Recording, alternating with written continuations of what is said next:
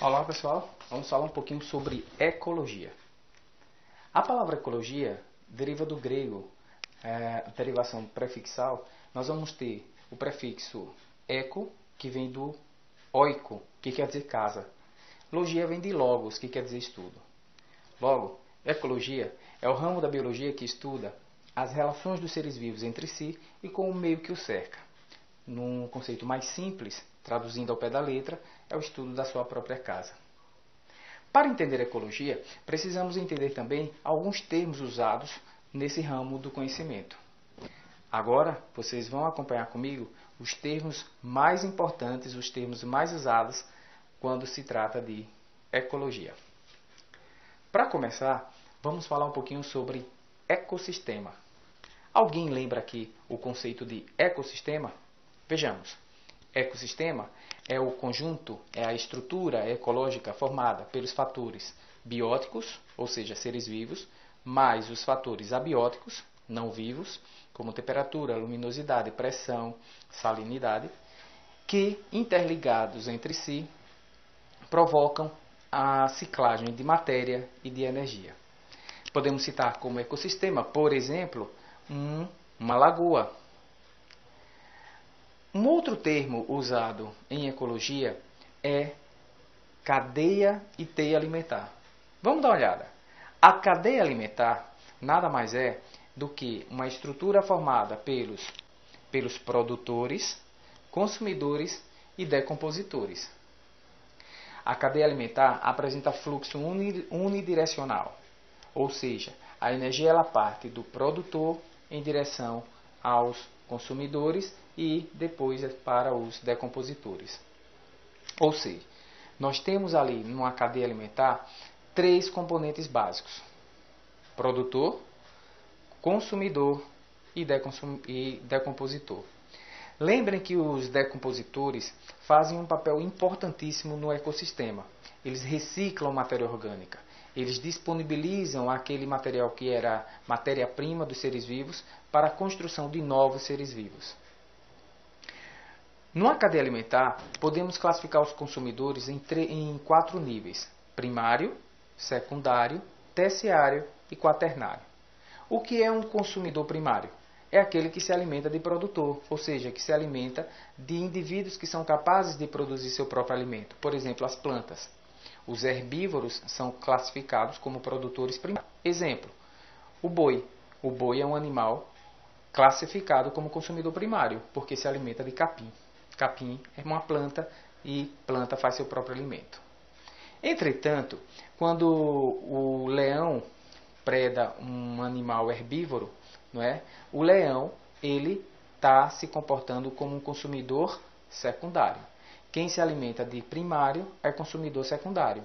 Quem se alimenta de consumidor secundário é consumidor terciário. E quem se alimenta de consumidor terciário é consumidor quaternário. Essa relação interessante que nós podemos observar na natureza ajuda-nos a entender como funciona essa relação de seres vivos e essa dependência que existe entre eles. Vamos entender um pouquinho agora antes disso, vamos dar uma olhada num exemplo de cadeia alimentar. Por exemplo, um exemplo de cadeia alimentar que vocês devem conhecer. Eu tenho o capim serve de alimento para o grilo serve de alimento para o sapo serve de alimento para a cobra serve de alimento para o gavião e assim sucessivamente. Então eu tenho ali uma cadeia alimentar. Lembrem, cadeia alimentar unidirecional, tá? Unidirecional. A teia alimentar, em ecologia, nós chamamos de teia a sobreposição de várias cadeias. Eu vou ter várias cadeias que se interrelacionam, que se sobrepõem umas às outras. Então, quando eu tenho um indivíduo numa estrutura, numa relação como essa, em que ele pode ser secundário ou ele pode ser terciário, eu tenho ali, já está um indício de que ali existe uma teia alimentar. Por exemplo, O capim serve de alimento para o grilo. O grilo serve de alimento para o sapo.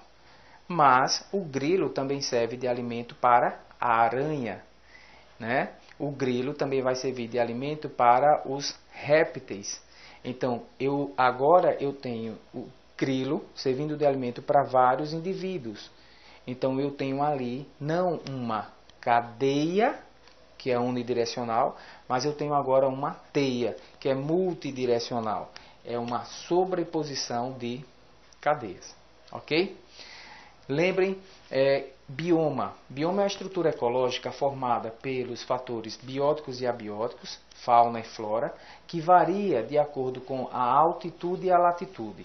Tem fisionomia típica e essa fisionomia varia de acordo com a variação da altitude e da latitude.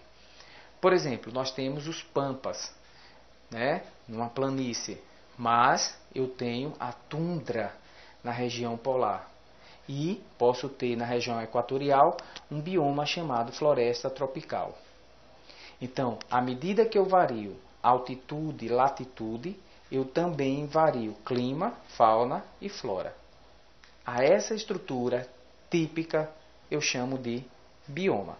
São exemplos de biomas: floresta amazônica, Caatinga, no Brasil, o cerrado, os campos rupestres, a Mata Atlântica, o manguezal. Tá? Então, lembrem, bioma. Biomas brasileiros, como esse que eu citei.